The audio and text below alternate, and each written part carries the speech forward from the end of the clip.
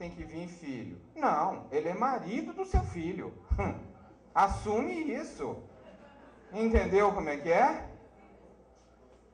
A pergunta pode ser quem que é a esposa e quem que é o marido, é por isso que eu não sei. Tá? Não queira saber, trata ele como o parceiro do seu filho. Por que tem que ser um novo filho?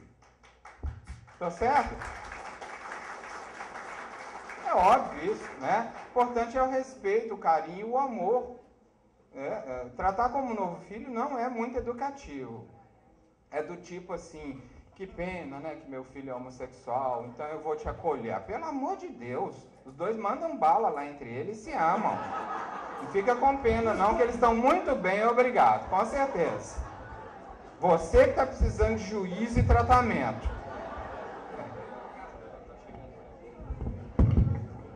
Divulgue mais seu programa na Rádio Boa Nova, via web, às terças-feiras, às 15 horas. Eu assisto e todos são muito bons. Vanderlei, só atraio homens pobres, com problemas financeiros, sem estabilidade, ou que não querem levar a sério a relação comigo. Por que será? Não colocou o nome aqui. Eu não posso afirmar porque eu não te conheço, mas eu posso fazer algumas colocações sobre o assunto. Possíveis, tá? Não leva muito a sério, não, porque eu posso estar enganado. Com certeza, você deve ser uma pessoa que tem uma mentalidade muito pobre.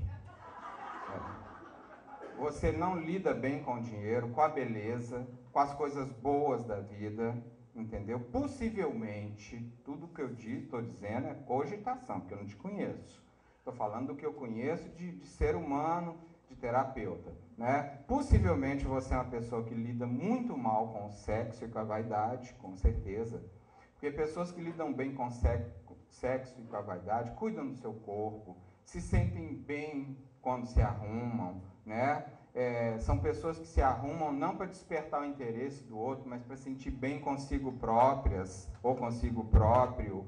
Então, você deve ter uma mentalidade de pobre, ou seja, acha que as coisas têm que ser sempre para menos, sempre simples demais, que pode viver com muito menos. E a vida não é assim. Você tem que desejar ser bonita, você tem que desejar ser bem cuidado, ter o melhor tênis se você pode ter a melhor roupa se você pode ter, né? Ter o melhor perfume se você pode ter, porque se você não tem essa mentalidade de prosperidade na sua aura, você só vai atrair coisa pequena.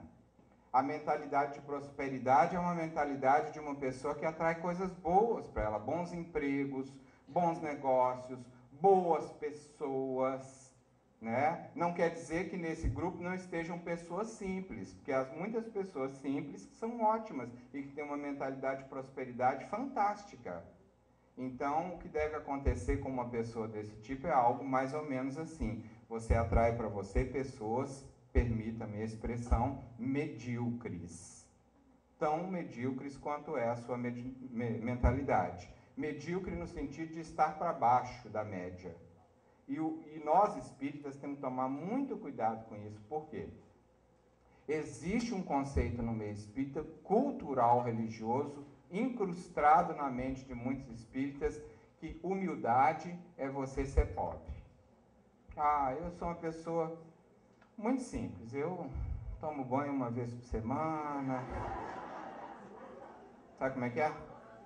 Já me perguntaram em seminário espírita, Vanderlei, espírita pode ter banheiro de hidromassagem em casa? Coisas loucas para vocês terem ideia. Espírita pode pôr balão em festa de aniversário do seu filho? Pra vocês verem as coisas que passam na cabeça das pessoas. Com todo respeito, eu falo para nosso aprendizado, não é? Ser espírita não é ser essa criatura pobre, pelo contrário, ser espírita é ser inteligente, é ser uma pessoa que lida bem com a sua vaidade, é ser uma pessoa com juízo, uma pessoa educada, bem-humorada, ajuizada, que não pega a mulher dos outros, nem o marido, né? Olha lá, aí ela ficou toda satisfeita, olha lá, ó, né? Olha lá, já estalou o dedinho, tim, tem, né? Que tem, né? Cacau, entendeu como é que é? É isso aí. Não é só a pessoa que fica rezando, fazendo bem pro próximo e frequentando o seminário de Vanderlei, não. Nós temos que viver. Eu acho que a gente é espírita de verdade é lá fora, quando eu pego o meu avião e volto para casa. Quando eu estou dentro da minha casa, quando eu estou no meu dia a dia, quando eu estou na minha tarefa, no meu consultório. É aí que a gente tem que dar a prova do quanto que isso está fazendo diferença na vida da gente. Perceberam? Tem mais, André? Eu sei responder, eu vou pensar é como que eu falo. Tem alguém legislando e causar problema. Pois é. Eu acho que traição ninguém merece. O primeiro ponto é esse, ok? Ninguém merece. Agora, por gentileza. Eu estava no Rio de Janeiro fazendo seminário semana passada, uma pessoa coincidentemente me pergunta sobre isso. O marido teve um acidente e ficou impotente. E ela é daquelas que nasceram com o perispírito bem quente, entendeu como que é? Como é que fica? Foi a pergunta dela. Como é que você vai dizer para uma pessoa dessa alguma coisa? Você dá consciência dela. De repente ela ama o marido, mas pode achar alguém para fazer sexo. Eu não recomendo isso para ninguém. Na minha consciência, eu não tenho isso como estilo de vida. Mas quem é você e quem sou eu para julgar que isso vai dar errado para alguém, que a pessoa vai para o inferno quando uma coisa dessa? Por isso é que nós temos uma coisa aqui chamada, eu acho que de 100 casos, 101 não vão dar certo isso aí.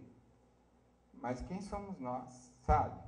Eu prefiro pegar a sua pergunta e trazer para esse lado aqui. Nós somos muito julgadores.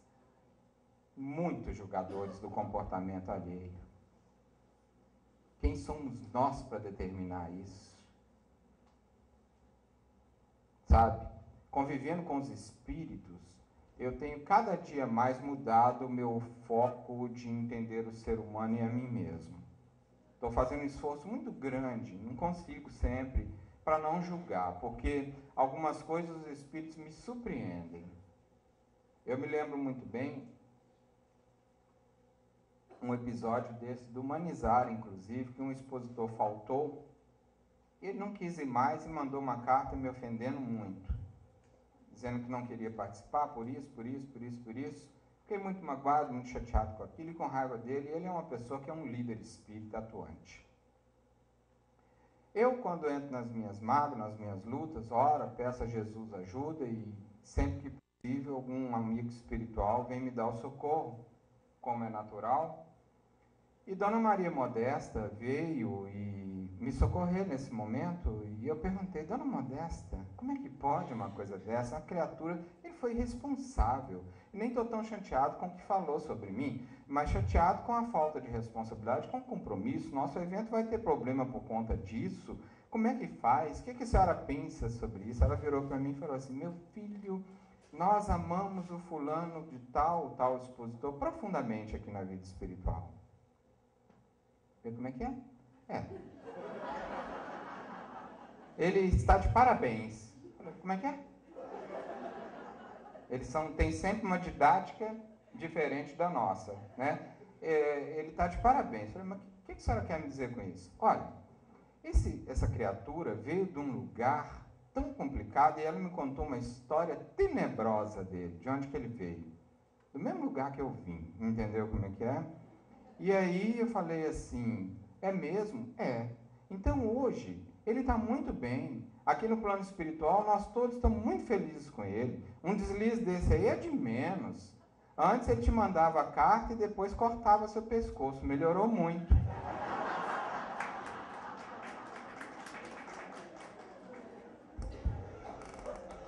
Minha mágoa acabou na hora. Hoje eu amo essa criatura, é isso, a gente tem que ir de etapa em etapa. Os nossos julgamentos nos magoam, fazem sofrer, pesam a nossa vida, e tudo fica mais difícil, não é mesmo? Então assim, por favor, você que perguntou, faz de conta que você não ouviu nada que eu falei. Ouça a sua consciência, faz o seu caminho. A princípio, isso eu tenho para mim, né? É meu, quer dizer que você tem que se espelhar em mim. Eu acho que ninguém merece traição. Ainda nessa linha, num relacionamento simultâneo com 5 pessoas diferentes, qual delas é a mais amada? Faz a prece de encerramento. A próxima vai vir com 15, entendeu? Que isso, suruba no Rio Grande do Sul? Eu achava que vocês eram uns anjos. Viu, danado? E você tá muito bem, então fica quieta aí. E o pior é que esse se identificou, viu? Ah, não fala. Mas não vou falar, né? Senão ele vai arrumar mais uns 5 aí. Ah, pelo amor de Deus, né? Não sei como é que eu respondo isso, não. Sem julgamentos, é o que eu disse agora há pouco. Se eu entendi bem, é uma pessoa que tem compromisso com 5 pessoas, é isso mesmo? Não é amigo de 5 pessoas. É o que está escrito aqui, né? Ele quer saber qual das 5 pessoas nesse relacionamento simultâneo é a mais amada. Entendi. Se existe. Deus toma conta, né?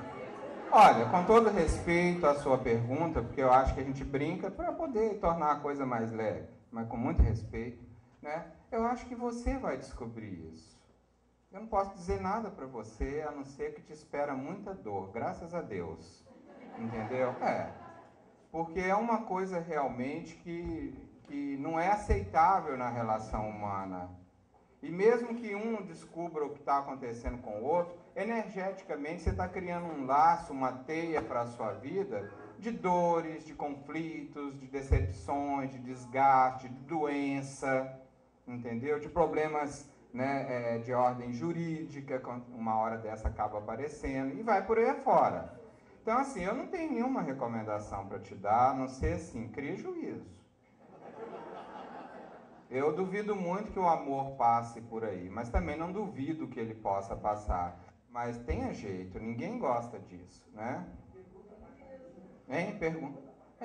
Tá parecendo Carminha da novela das 8, né? Vai lá conversar com ela, assiste a novela para você ver como é que isso vai acabar, né? Todos os casamentos, cada pessoa já vem com a programação do seu resgate? Como saber se a opção de um casal não ter filhos trata-se de uma negação da programação? Observação, no caso citado, os dois, o casal, optou por não ter filhos. Um casal sempre deve ter 2 ou mais filhos? Um filho só pode ser a programação dos dois? Tem programação de não ter filhos, sim, né? Mas hoje é muito razoável a gente pensar que um casal sem filhos fica faltando alguma coisa, tá? Então, 2 filhos é muito razoável hoje na nossa sociedade, se pensar nessa possibilidade. Mas isso é do casal.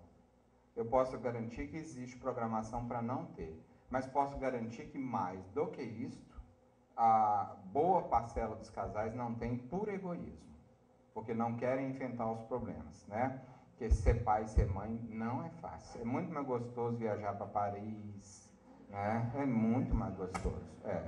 Agora, eu digo a vocês como pai de 4 filhos, quem quer se educar nessa vida, seja pai, seja mãe. É um crescimento extraordinário. É um avanço.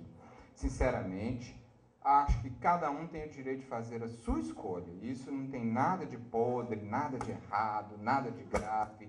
Pode passar pela vida, ser muito bem-sucedido, sair da sua reencarnação muito bem-sucedido, mas vai chegar lá com uma sensação de vazio, de frustração, por não ter feito algo para a nossa sociedade ser um pouco melhor. Então, cuide, põe um pouco de filho na vida, entendeu como é que é? Ajude um pouco mais a nossa sociedade.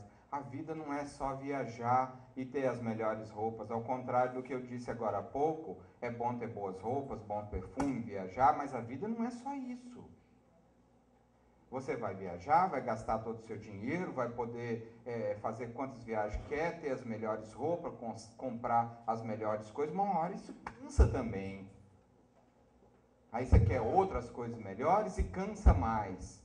Por quê? Porque a vida não é só isso.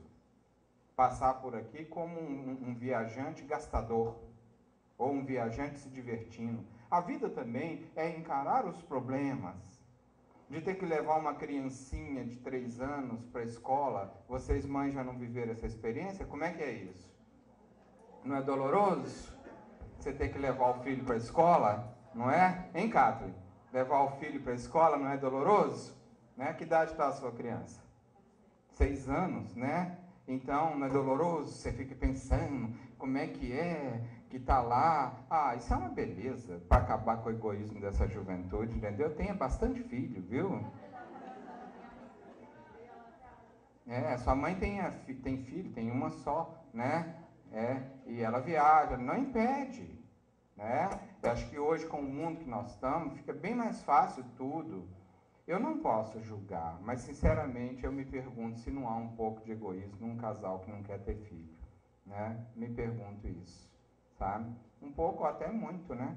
Depende da história. Assim como eu acho também que é uma opção. Pode ser legal, eles podem fazer outras coisas bacanas na vida, acredito nisso, né? Tenho orientado jovens quanto à compreensão e o perdão como foco das uniões atuais, sem a ótica espírita, só universal. Como encarar isso? Tem alguma diferença? Eu não sei qual que é a ótica universal, não sei se tem, né? Eu diria assim, o jovem de hoje ele não magoa igual a nossa geração, não. Eles não estão nem aí. Hein, cara? Nossa, eles... Olha, Aldrin, uma coisa que os nossos filhos não vão morrer é de depressão. Sabe por quê? Porque a nossa geração foi treinada para engolir a raiva e eles põem raiva o tempo todo para fora. Eles não vão morrer disso. Aliás, depressão não mata, né? Mas disso eles não vão morrer numa metáfora. Eles falam na lata. Esse problema eles não vão ter. Entendeu como é que é? E, consequentemente, quem não guarda raiva não se magoa também. Sim?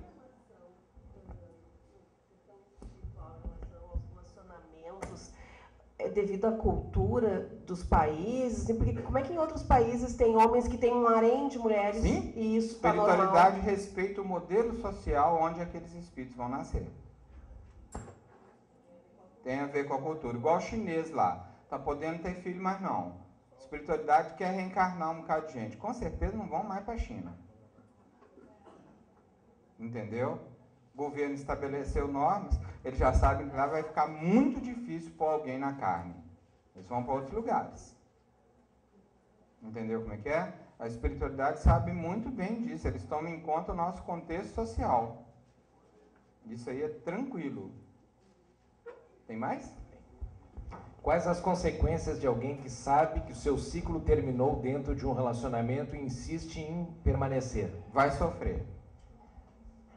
Principalmente se você tem mesmo consciência que acabou, vai sofrer. Se acabou, é para encerrar. É isso que eu vou tratar no Humanizar. Como é que encerra? Bom, para não ficar também muito no ar, um ponto fundamental. Encerrou? Então encerra com dignidade. Aí é que eu entro com o assunto traição de novo. Ah, encerrou, não tem mais nada, então vou arrumar alguém fora, que aí eu vou me preenchendo. Isso realmente dói muito. Se encerrou, encerra mesmo. Com dignidade. Para você se sentir livre para ter outra experiência de vida afetiva ou sexual que você tenha na sua existência. A minha sugestão é que você não deve iniciar um novo ciclo sem encerrar definitivamente o anterior. Com certeza você vai embolar toda a sua vida. Igual esse cara aí das 5 aí. Tá um novelo de macumba em torno dele que tá uma coisa assim, entendeu como é que é? Eu não quero nem chegar perto dessa criatura, viu? Me livra desse trem, entendeu como é que é? Então, é difícil isso aí. Bacana a pergunta. Acho que principalmente se você percebeu que acabou, você tem consciência disso e não encerrou, você vai sofrer. Tem que ir buscar ajuda terapêutica, ir para consultório, falar o que você quer, para o profissional te ajudar a você entender como você encerra ciclo. Nós não fomos educados para isso. A gente faz isso muito no tapa e acaba sofrendo mais ainda. Então, até para isso, nós estamos precisando de ajuda. Como é que encerra? Será verdade que os homens não estão mais querendo compromisso sério? Isso acontece também em Minas? Não, lá só tem homem bom, igual eu. Ai, ai. Isso não é de lugar, isso é da humanidade, né, gente? Não acho que está desse jeito, não. Eu acho que está um pouco mais difícil, né? Nós estamos vivendo um momento que está ficando escasso essa coisa de homem bom, não é mesmo? E os bons, às vezes, estão virando gay, como dizem os outros, né? Sei lá, eu não acredito nisso, não. Eu acho que tem homens bons, acho que tem homens de valor. O homem que quer melhorar está entendendo o valor da mulher, está reciclando a sua forma de pensar, está tentando valorizar a sua união, né? Eu acho que existem muitos homens bons. Não acredito nessa coisa dessa maneira, assim, não, né? Acho também que a mulher está passando por um momento de muita revisão no seu gosto, no seu valor, no seu interesse. Isso também está tornando ela um pouco mais exigente. Ela está preferindo, às vezes, ficar sozinha, não ter que se envolver com mais um caso de decepção. Eu acho que isso é preservador. E acaba isso, tomando por base isso aí, criando essa cultura de que não tem homem que presta. Então, são as duas coisas que vêm uma em conta da outra, né? E nós estamos vivendo um momento social de muitas mudanças nesse sentido. Mas extinguir, não. Tem muito homem bom, né? Tem muita criatura com a cabeça boa, que quer mudar. Eu acho que para você descobrir isso é fazer também uma relação de amor nova, tá? Eu sugiro a vocês, mulheres, que não se fechem, que busquem, mas também não banalizem aquilo onde o homem é mais banalizado, que é no sexo. Então, tente criar uma relação afetiva. Eu acho que esse é o maior teste que uma mulher pode aplicar num homem. Se ele responder bem a isso desde o início, depois o sexo e outras coisas mais, vem muito bem. Eu acho que é isso. Aliás, essa eu acho que é uma das missões da mulher. Se o mundo não tivesse mulher, seria só sexo nesse planeta. Porque o homem tem o sexo na cabeça e a mulher tem o afeto no coração. E os dois se encontram para se curarem, né? Embora isso hoje está invertendo um pouco. A mulher também quer o prazer e muitos homens estão mais sensíveis, mais afetivos. Então está mudando o contexto social. Assisti na televisão que um casal já está com 8 filhos porque o anticoncepcional não faz efeito para ela. Como fica isso com relação à programação? Ou é acidental? Pode ser as duas coisas. Pode estar programado mesmo isso aí tudo para ela. E o fato do anticoncepcional não funcionar é um indício dessa programação. Como também você pode cogitar de descuido. Acidental ou renascimento. Descuido. Acontece. Vamos ver se eu consigo entender aqui. A letra D do cronograma não mostra o sexo da pessoa. O C é homem.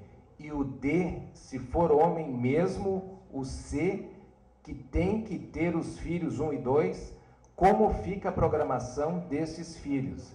E se C for feito para esse D homossexual e E quiser ter filhos, será o 1 e 2? É isso mesmo que você entendeu.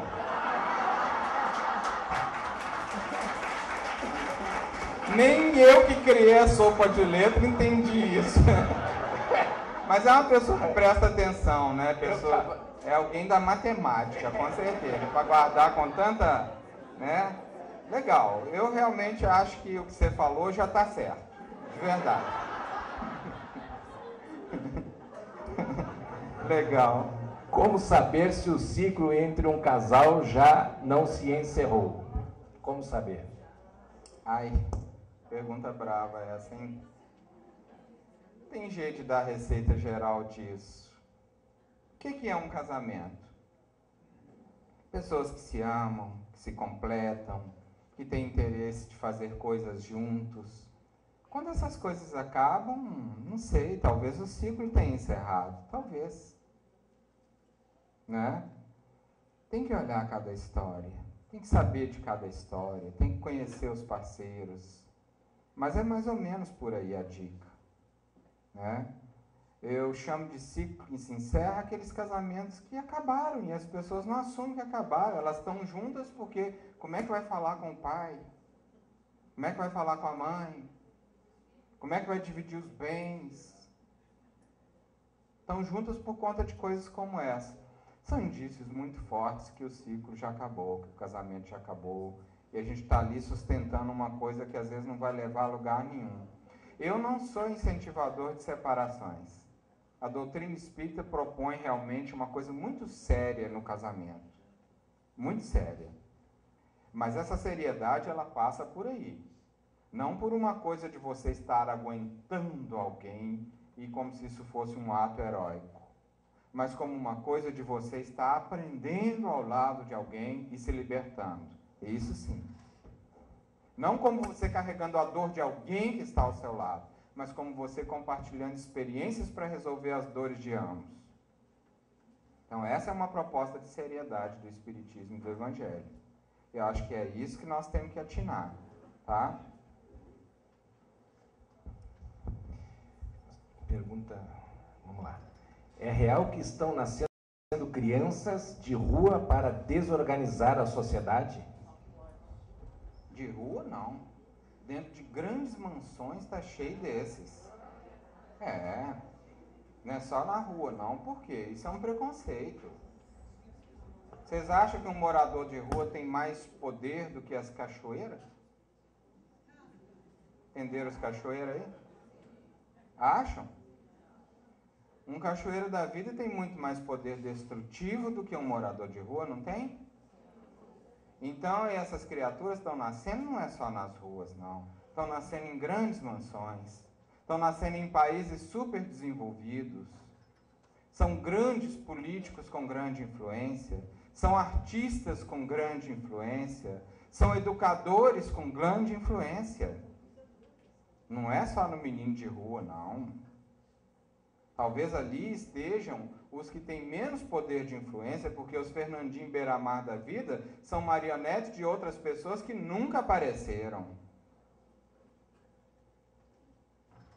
É por isso que nós temos que assistir o que a Rosane Collor vai falar amanhã, hoje. É por isso que nós temos que ter visão crítica do nosso país, que está melhorando muito, porque o nosso povo, nós estamos amadurecendo. É por isso que ir para a urna agora, no fim do ano, nós temos que ter juízo para saber o que nós estamos fazendo, quem nós estamos pondo lá. É isso. Então não é só na rua, não. Nas mansões, nas classes médias. Olha o que está acontecendo no noticiário. Quem é que põe fogo de mendigo no meio da rua? É o próprio mendigo? Quem está pondo? São meninos que têm carros importados. Quem que vocês acham que são essas criaturas? De onde elas estão vindo? Aquilo que eu já falei do egoísmo que pode existir entre as pessoas é isso. Só pensam nele. Só pensam no modo dele ser. Perceberam? Então é aí que nós temos que olhar. Como fica a programação espiritual com relação à inseminação artificial? Também está enquadrada dentro da questão do modelo social. Os espíritos estão também respeitando os avanços científicos e colaborando com esses avanços. É possível isso perfeitamente, tá? Com tantos estímulos sexuais na sociedade, a banalização do sexo, como a espiritualidade vê esse movimento? Esses estímulos que nos são expostos são frutos de egoísmo da humanidade? São frutos de uma história da humanidade. Sexo, ao longo de toda a história da humanidade, foi muito banalizado. Né? Muito reprimido na Idade Média, muito banalizado no século XX. Eu acho que agora nós estamos para buscar um equilíbrio nesse século. E um dos pontos fundamentais para que esse equilíbrio exista é exatamente isso. A mulher tomando a sua missão na sociedade. Isso vai mudar muita coisa, né? Então, os estímulos estão aí, as lutas estão aí, como uma história da humanidade. A espiritualidade sabe que isso sempre foi um problema em todas as épocas. Roma acabou por causa de sexo. Grandes impérios acabaram por conta de sexo. Grandes escândalos na nossa política levaram impérios à derrocada por conta de sexo. E aí vai, por isso que nós vamos estudar esse tema, tá? Eu preciso fazer um encerramento, tá acabando aí? Tá, só tenho mais 2 horas para falar aqui. A mensagem que ficou nos 2 temas é o estudo de si para desenrolar o processo de individualização. Qual o exercício de olhar para si que podemos fazer numa atualidade de dias tão corridos? Vigilância? Leia os livros da senhora Hermance do Fundo. Hermance, nos seus livros, dá dicas, milhares de dicas sobre isso aí. Aprofunda o estudo das obras, que você vai descobrir muita coisa lá. Agora, para encerrar, Vanderlei, vamos casar? Já é casado, Deve né? ser o Zeca, né? O Zeca não está aí. Tá aí, não? Aposto que é ele que mandou o convite. Ele gostou da ideia, tá vendo? Não assinou aqui, ó. Não assinou. Vanderlei, vamos casar. Bom, já é casado, né? Vamos ser grandes amigos. Sem mais brincadeira, agradeço de coração a tua palestra, fiquei emocionada por cada assunto e com muita saudade. Até a próxima, tudo de bom. Obrigado, obrigado.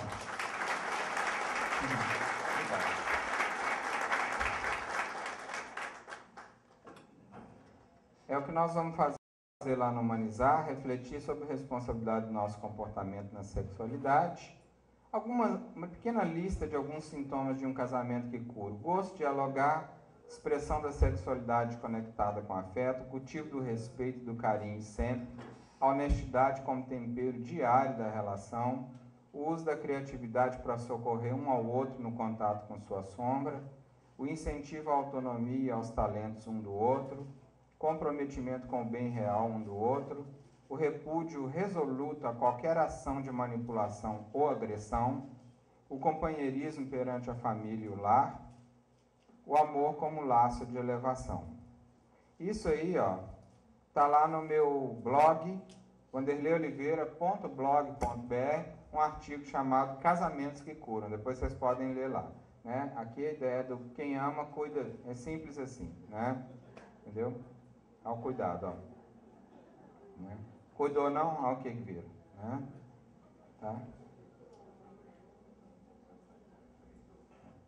Minha visão de amor e de família é essa aqui. Namoro é o alicerce, casamento é o dia a dia e o amor sempre protegendo ambos. Mas que a gente namore sempre. Sempre. Né? Ah, que lindo. Não existem barreiras para o amor. Né? Ele sempre vence. Ela não tem as pernas.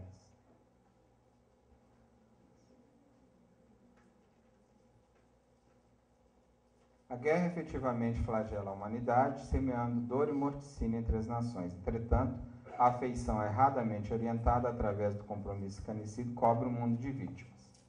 Com base nisso que Emmanuel está falando, sem julgamento, eu me pergunto se ter 5 pessoas de uma vez é algo que vai dar certo. Uma afeição erradamente orientada. Não pode estar bem uma pessoa dessa. Se tiver, sinceramente, é uma hipótese de trabalho que eu preciso analisar. Não conheço. Eu, para não cair no julgamento, como adotando uma postura científica, eu admito a possibilidade disso acontecer, mas não conheço. A possibilidade é muito grande que a pessoa não esteja bem. Enrola ela e enrola os outros 5. E todo mundo vira um novelo de dor. Então, os meus temas no Humanizar vão ser esses 2. Vou fazer 2 participações. O programa, depois vocês entram lá no site para mim poder fechar aqui mais rápido. Vamos falar sobre pornografia, o perigo do sexo virtual. Ó. E a gente ficando grávida de monitor, entendeu? É uma peça publicitária, né? Mas para divulgar a ideia de um tema que a gente vai. Conclusão. Em sexo, Emmanuel define no livro Vida e Sexo o seguinte: não proibição, mas educação. Não abstinência imposta, mas emprego digno com devido respeito aos outros e a si mesmo. Não indisciplina, mas controle. Não impulso livre, mas responsabilidade. Acho que essa é a conclusão do tema. Né? Convido vocês para estarem em Santa Maria, tá? Tem um aviãozinho que eu sempre uso aqui para lá, o NHT, né? Quem não gosta de viajar de ônibus, tá? Então, facinho, tá? Eu fiz também essa viagem de ônibus, Santa Maria para cá. Pô, você estava comigo, né, na ocasião. Maravilhosa. Então, vamos lá. Depois eu passo para Aldrin, para Clóvis, os telefones de contato da Marilene, mas no site tem isso aí, no portal Humanizar. Estejam lá com a gente.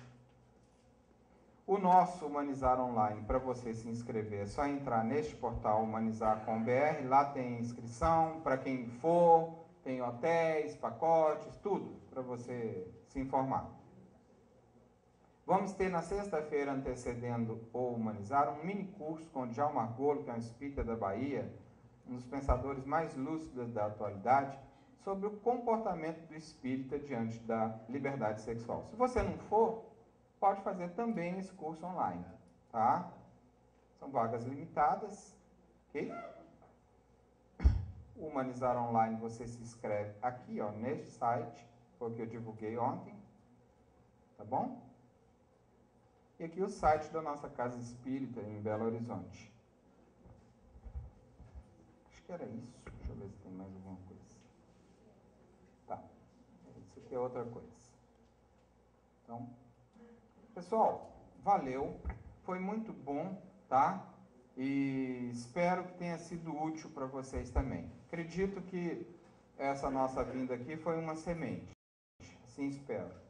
Que deve trazer muitos frutos, deve nos criar para o futuro outras oportunidades. De qualquer forma, se isso não ocorrer, eu levo comigo uma lembrança extraordinária, realmente um envolvimento afetivo que me gratificou muito, me preencheu, volto refeito, né? Volto realmente com uma mentalidade muito diferente do Rio Grande do Sul a partir de então, tá? Volto realmente com uma ideia nova a respeito do quanto que essa ideia da humanização cada dia mais encanta, comove e envolve pessoas, e volto com amigos, né, que para mim é a coisa mais gostosa que existe nas viagens no Brasil, para fora, ter essas amizades, são muitas que eu tenho, né, que eu acho que a gente sobrevive, avança a poder de amizades. Então isso é muito legal, foi muito bacana conhecer pessoas novas, fazer esse contato, aprender junto com vocês. Muito obrigado pela presença e por todo esse carinho. Tudo de bom para vocês, viu?